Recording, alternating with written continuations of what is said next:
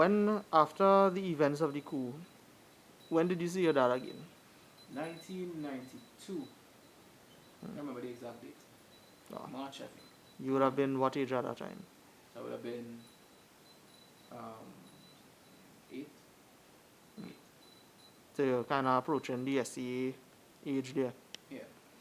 Um, I would you have been can 7 going on 8 there. you can remember what the occasion was? Not SCA, I was still away from SCA. Oh, okay. We went to the mosque. Remember it real clearly because we went to the mosque and they were out, so it was just all this jubilation. The men had returned. Um, and yeah, the energy of having a man in the house now is a whole other vibes. Because remember, I was a man sleeping a knife under my pillow, I'm ready for anything. As the man, I'm 6 years old, 7 years old, but in my mind, I run in things. And then there's this man who come in the house and he's like, yeah, I have it now. It's like, me really know you, you know. Yeah.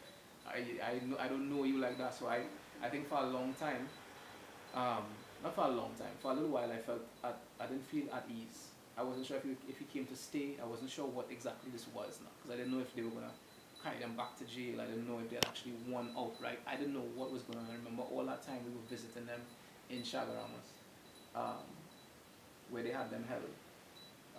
They used to roll up these little notes and drop them through holes in the bottom of the van where they carried them. So they would roll them up real tight in these little holes they would drop. I don't know if they would actually make the holes too. And we would run after the vans are driven out. The children would run and go and look for the notes. Really? Yeah. When he came home, it was just it was strange for a little while, and then there was a great sense of relief for me. Just but it didn't stop me from sleeping with knife under my pillow. It didn't stop me from being very hyper vigilant and all that. But there was still a sense of relief. I felt a bit more protected.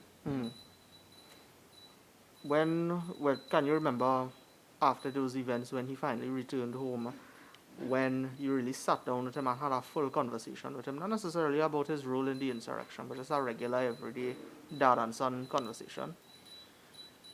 We do have regular everyday dad and son conversations. That's not how it goes with me and my father. Only of late, he would just call me to check up on me or whatever. But while we were living together, my father was always trying to prepare us for life without him, or just for life in general. That life is tough. So you have to be smart. You have to know this. You have to know that. You have to be upstanding. You have to try to be righteous. You have to try to be honest.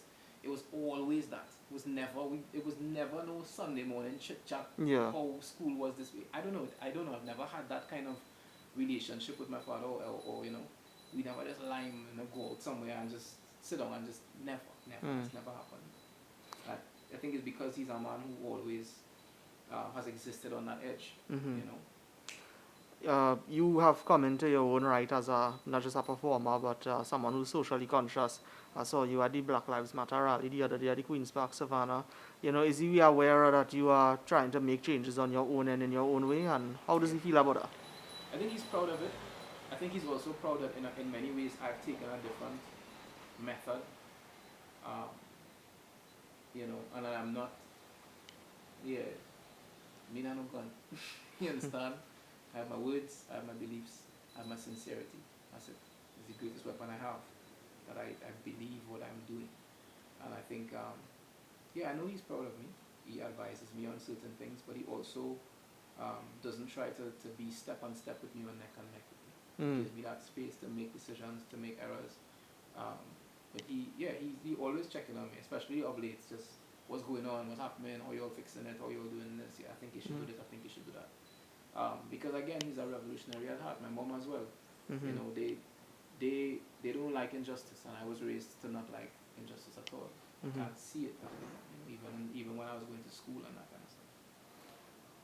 With all of these things in mind, was there ever a point? Because I would imagine at some point you would have transitioned from the school at the Jamaat to secondary school and onto UE and so forth. Did your reputation as, I don't know, perhaps being one of the sons of the insurgents out there, did that ever spread, or did you kind of keep that to yourself for the most part? Only people who knew me knew. It was never something I wanted to put ahead of myself because I didn't see it as some badge of honor or anything. Nor was it a badge of dishonor.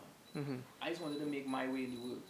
I knew that if people knew that beforehand, there would be assumptions or whatever, and I might not have a chance to just be the human being I wanted to be.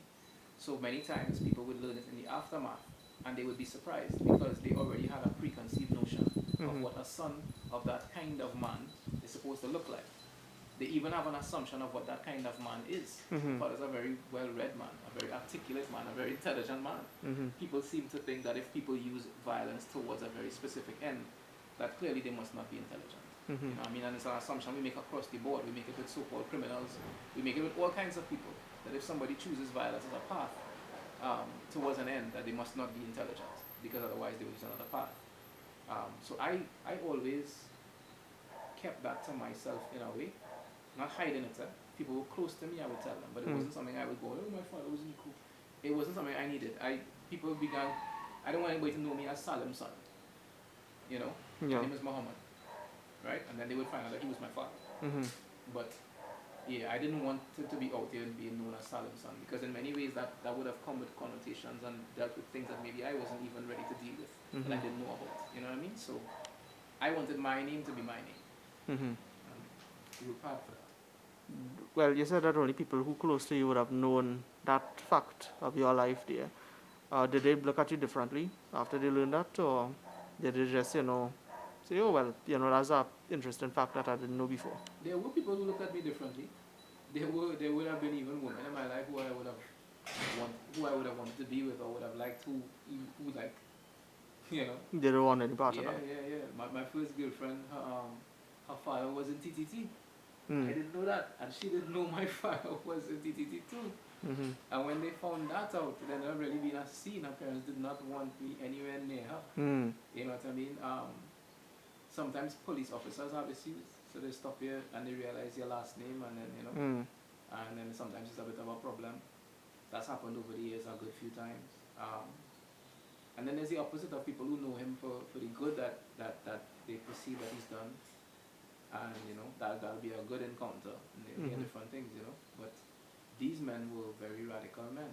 It takes a lot for somebody to pick up a gun and put their life on the lines for the things that they believe in, whether you deem it to be right or wrong. So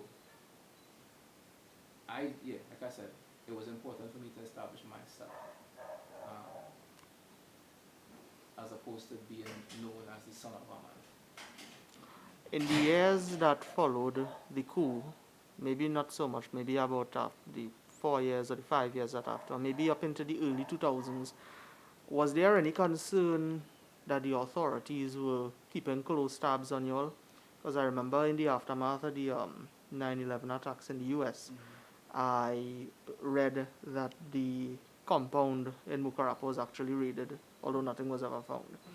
But it was just sort of indicative of the tension at that time and the fears at that time that, maybe, the folks on our end had something to do with it. Was there that a concern among your parents or your family at all? I mean, a group of people trying to take over a country violently. It would be really stupid of the government to not keep tabs on them, right? I mean, of course they had to. And we know in that many times had to just take measures to protect ourselves in terms of knowing if there was information that we didn't necessarily want the police to have regarding our movements or whatever, not in terms of any kind of illegality, but just simply, you never know what someone's intention is. And the police were embarrassed, the government was embarrassed, and in many ways they would have been vindictive towards members and stuff. So they had to, and I also think that they did not want the Jamaat al-Muslimin to continue being the kind of force that they were on the ground. Jamaat al-Muslimin people, I don't think people remember just how much of a social force they were. Going into communities and actually helping people. This was something that they were doing. It wasn't just these violent Muslims, just whatever. There were regular programs to feed the poor. Regular programs going in and educating people politically and otherwise about their rights and that kind of stuff. These were things that were being done regularly. Right? Even as young children, we were sent out into communities to talk and that kind of stuff, right? And so, we were very aware that tabs were being kept. An attempt was made on my father's life in 1995, which is strongly suspected that it was the police. Again, I'm saying strongly suspected because we don't, at this point, have any direct proof of it, other than my father's would, right? But he knew it was the police, the vehicles, all kind of different things like that, and he was shot after. The car that he was in was hit by 164 rounds of ammunition. There was a man in the backseat, you remember Abdul Aziz, who was okay when the shooting stopped, and was taken out and shot behind his head, one shot behind his head, right? My stepmother was in the car at the time, so she witnessed that. She heard it. So these are things that we went through. And there have been many other instances. That shooting, where did that happen? Where? Which area? Happened by UE. In the back by UE Spec? Yeah. There's a very sharp turn. Oh. As you headed back out, like if you're heading towards the bus route. Yeah. Very, very sharp turn. The car crashed there. Wow. Yeah. And 164 rounds of ammunition were shot into the car. So obviously that's trying to kill whoever was in the car. And because the Jamaat al-Muslimin is an organization so cloaked in shadow, because of the work that these men do that a lot of people don't know, it's so easy to say that must have been gang related, it must have been whatever, but many times the truth is far more sinister, far more sinister. We had here in the 70s the flying squad, squad. Yes. And we knew that they were killing freedom fighters. These people were killing young black men and women who had a dissident view of the government. And in a democratic society, as I've been said before, not only is a dissident view, not only should it be allowed, it should be encouraged, in my opinion. The government should actually encourage views that are actively against their own. Because being seen to do so, one, gives them a lot of credence in terms of their ability to be fair. And two, there will be ideas that will arise out of those views that they themselves wouldn't have or would never garner from the people around them, because there are a lot of yes men and yes women within these parties. You know what I mean? So I think we've taken a real wrong look at certain things, and there seems to be even now this pervasive view that a view against the government is a bad view. It is for the love of my country and my people and my history and my family and myself that if I see something wrong, whether it be the person in the highest station or the person in the lowest station, I will say, what you're doing is wrong. And when you're doing something right, I will applaud you, what you're doing is right. But other than that, we refuse to, we're not going to live in a lie. You know what I mean? In terms of going forward, I know you would have told me that, we've never really critically examined and dissected the factors that led up to the mutiny in 1970 and the attempted coup in 1990. In terms of the legacy of the insurrection in 1990, what do you think are some of the most lingering aspects of it that we see to this day in 2020? Inequality at an all-time high, and it's just been going and going and going, to the point where in those 30 years, and probably even before that, as a people, and I think that's why the 70s was so violent. I think those young people were fighting for their ability to dream. They wanted more for themselves, and they kept bouncing into the ceiling that nobody could describe. And there's a ceiling that's woven with race and class and all sorts of different prejudices. And somehow it's very hard to describe it, but it's very present. That certain people own certain things. So if you came today and you pulled up here in an S-Class Benz to interview me, it would be strange. Because you don't come from the class of people who own S-Class just so. Casually, you just have an S-Class. Somebody would ask something. You understand? If me as an art, well, maybe not me as an artist, because we kind of expect artists to have these things, but the average young black man will probably never own a car like that. Might know, because of how our generation is going financially and whatever, might never own a house. These are things that as a generation we are actually staring down now. That economic inequality and the inability of a generation to rise up and at least live on a certain level or aspire beyond a certain level. We only drive certain kinds of cars. We only work in certain kinds of jobs. We will never travel for leisure just like that. But I believe this generation now is making the turn to realize that there's more to life. So many things. Healthcare. The healthcare system. Complete revamp is necessary. And that's a whole thing by itself. If I even start going on that road, like my brain literally just looked at it and went, oh, there's so many things that have not changed or gotten any better in those 30 years. The way we treat women's organizations, the way we treat mental health in this country, the way we treat our spaces. Port of Spain is a dark city, figuratively and literally. It's not a place where people want to enter and spend large amounts of their time. Have we sought in the last 30 years to define these spaces for ourselves? No. There's still no instances of art in Port of Spain, no instances of green You could walk from the top of Port of Spain to the end of Frederick Street and still only see 2 garbage cans, right? And our streets are still named after mass murderers and people who pillaged and raped our ancestors. The very name, Port of Spain, is ludicrous, in my opinion. To some people, they might say it's fine, you know. Mm-hmm. But literally, the place in which Spain offloaded and unloaded her cargo from our island, which was sometimes people. In the aftermath of the insurrection, when the dust finally settled, have you ever had any interactions with the imam himself, Imam Yassin Abu Bakr? Imam Yassin Abu Bakr is a figure shrouded in shadow within shadow. So every Jamaatul Muslimin is a shadowy organization in terms of what people know. He is someone within the organization that we know even less of. I couldn't tell you who that man is.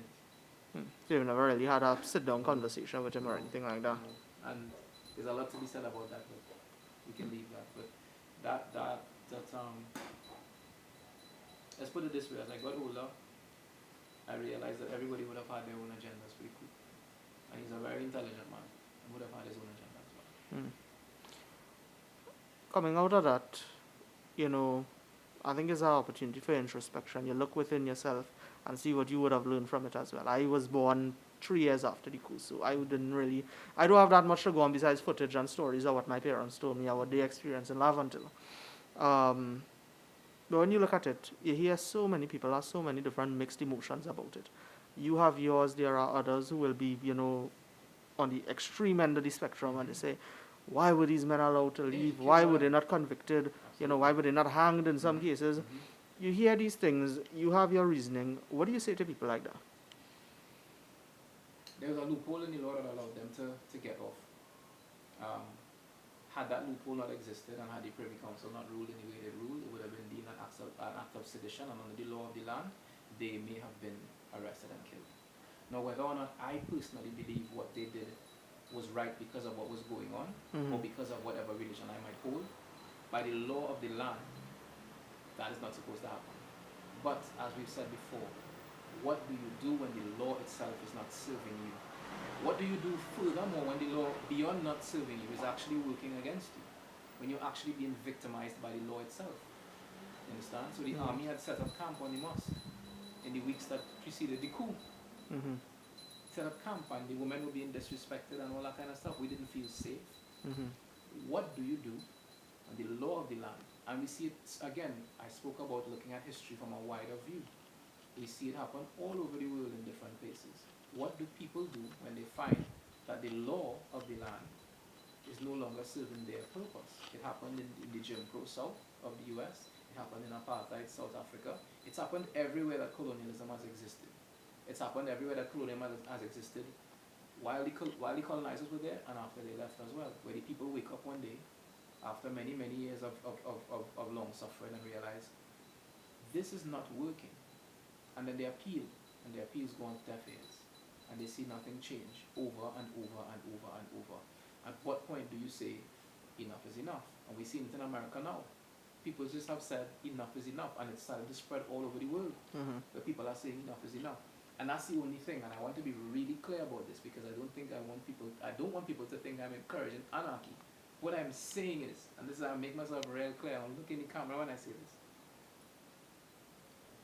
law is a social contract between the people who live in a country and the people who are allowed to rule that country by being chosen democratically by the people. Like any other contract, you agree to some things and therefore I agree. I will abide by the laws as long as the laws are doing what they're supposed to do. If the laws become oppressive, then people have a right to stand up and say what they have to say. If they're not heard, then they must find a way to be heard. And that's just the way it is. You cannot live under the thumb of a man or the thumb of a system your whole life and see generations fall and fall. And no race of people anywhere on earth have abided by that or will abide by that for very long. You understand?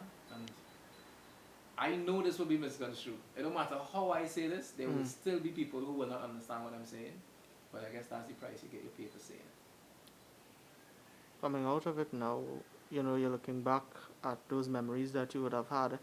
You have to you yourself have a responsibility these days, as one of the people at the vanguard of social justice and equality here, one of the folks here.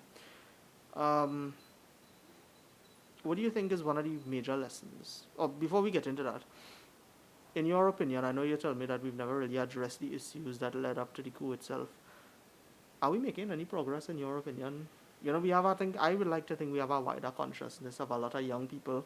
We have a lot of educated young people out here today. They have at least a general idea that the concept of social justice and so on, and that, history isn't necessarily in black and white. Is that a step toward progress, or do you think we still have a long ways to go? Or have we even begun to tackle the issues before us? There's a generation now that has completely turned its face away from the system itself, the government. They're not interested in the politicians. They're not interested in voting. They have actually begun to make a whole world for themselves, and we see it on all levels of the spectrum. So the quote-unquote Zessa movement is a real good example of young people who just like, oh, the system not working, the radio not working for us, the government not working for us, none of that. This is the life we live in. We're going to glorify this life. We're going to make money off of it. We're going to support us. Or you don't like it? Well, we didn't appear here yesterday. Because these are young people, right? Ages are 0 to 21, 22. Like, these very, very young people. And yeah, it's not hopeless, absolutely not. There have been there's been a lot of instances of people doing in pockets or whatever. But when I look at the overall opinions that I see sometimes, I find a lot of things just, I was saying earlier before the camera came on, I posted something on Instagram yesterday, a view that I have, that I've thought about, and I put it up, and on Facebook you just see all these, it's not even comments based on what I said, it's just attacks on me because of what you're hearing. And the two-party system based in race has caused us to only see things in that way. If you attack my party, meaning if you say anything against my party, right? And we've disabused the notion of saying things against your party being bad or good. Or being bad, it's good. If you make a comment on my party that isn't in line with what the party wants, then therefore you are against my party. I don't know what kind of relationship people is being, and even in their own lives. Imagine you in a relationship with somebody, and if you make a critique of the way that they live in, they immediately see that as an attack on them, and not love. It's love. It's love, and therefore there's hope, in my opinion. But there's a whole generation, I think, that needs to understand the way the world actually works now. Technology has divided the generation so starkly that I think anybody born before 1980 is having a very hard time. Right? I might even go back, because there are still people who are trying to keep up, so I'd say maybe 1975. But definitely before that time, I think, especially if they're in public office, something, I'm not trying to connect to younger people and understand Instagram and Facebook and TikTok and Snapchat and all these different things. I think they're having a hard time to understand how people communicate. And that divide is a very serious one, because you have people who, when they were coming up, you had to go to school and go to the library if you wanted to learn something. And the process of learning something was very slow, because you had to now find somebody who knew, or sit down and teach yourself and all that. Now you have YouTube tutorials. Now you have anything that you want at the snap of a finger, and quicker than that. And with 5G, it's going to be crazy. Like, literally, it's going to almost be like downloading things into your brain. So you have a generation that treats information like this. And I know more than you. So I am, I have the information. Because I went to this school, or I went to that school. Now you have 18-year-olds who are saying, well, what is it that you studied? You studied history? What kind of history you studied? Okay. And then within a month, they go and they pick out West Indian history and the different topics that they need to know within that, and they read. And they don't have to go through a whole book, because somebody went through the book and they made a synopsis, or they did a box thing. And that's enough for the generation. And then they're looking at you like, well, okay, what do you know? I also know that. But did you also know this? Did you know this? Did you know that? How does that generation now maintain its relevance, which is its power? I think they're grappling with that, and I think that the way in which they're grappling with it isn't very healthy. They're also further ostracizing and distancing themselves from the generation instead of embracing and trying to understand. Just one last question here, and as more or less going to be it for the interview. Your relationship with your dad and your mom in 2020. What's that like? Do you all ever really sit down and talk about what happened 30 years ago? Only now with my father, like we start kind of opening up to things. But I feel like they went through a lot of traumatic experiences. I know my father suffered with like nightmares and stuff for a long time after. And he's been hyper vigilant and, you know, I think only in the later years of his life now, because my father is what, 60, 64 now. Um, so that's literally almost half his life ago. Mm. Um, so we talk, but there's still a lot of layers to unfold. You know, his life obviously was never the same after that. And there's a lot. My mom kind of completely moved away from everything. My mom is a Jehovah's Witness right now. Mm. So she kind of moved to a whole other spectrum of things, you know. But the truth is, you know, I love my parents and I love the base that they gave me to operate from and to come out into the world and to work. The information that they provided me at a young age. I remember the both of them sitting me down one time and going through the national anthem. And I couldn't have been more than 6 years old again. Going through the national anthem and explaining to me word by word and why, you know, maybe every creed and race didn't necessarily find an equal place in Trinidad. I wasn't one of those children who was just standing up and singing the anthem. But from that age already, I had the consideration. And they said to me that if I didn't feel as though I agreed with everything in the anthem, I didn't have to stand up for the anthem. You know, they were like, that's your choice. You need to understand what it says. And if you know what I mean? Even the thing of pledging your life to a country, you know, all those things these are deep things we don't consider. We stand there, we pledge our lives to thee. What is it that you're pledging your life to? Your life is not a joke, it's your life. So when we say these things, we must own it, you know, forged from the love of liberty. Do we really love liberty, not just for ourselves, but for everybody else? The fires of hope and prayer. Fires, Judge. You know, with boundless faith in our destiny. Do we really have that? Is there just, you just asked me that, is there hope? You know what I mean? We solemnly declare. These are major things. What is your message to the public, to the youths, to people who would have survived 1990, 30 years after the fact? What would you like to see happen? What would you like to see them think of or do more of? 3 decades is a long time by any measure on any time scale. What would you like to see? What's your message? To the people who had no idea about the Jamaat al-Muslimin and they were part of the coup, whether they were ill affected or otherwise, I would say move past emotion, if you can, right? And I know that might be real hard because there are people who killed, and that's how you tell somebody who lost somebody that they love to move past emotion. But try to see things in the larger light so that these things never happen again. Because that's the goal, right? The goal is that we must never be in a state that is so desperate that we might feel our only action is to act violently. We were not made to do that. God gave us beautiful speech for a reason, so that we could sit down and we could speak as men and women and work our issues out. So to those I would say, you know, rise to a point where you don't see it as a personal thing, right? And we honor the ones who died, and we respect and we give thanks for the life and everything. And we are very remorseful that had to happen at all. But we cannot stay in that place. Because in order for it to not happen again, we must release all ideas of vengeance and all ideas of hatred and distrust and disloyalty. All those things, we must remove those things and lead with love. And sometimes love has a very harsh face. So if there is still justice to be meted out, if people need to discuss things on a certain level, I could understand that. But with the goal of moving past and ending up in a state of love. For the young ones in the country and for those thinking about how we move forward,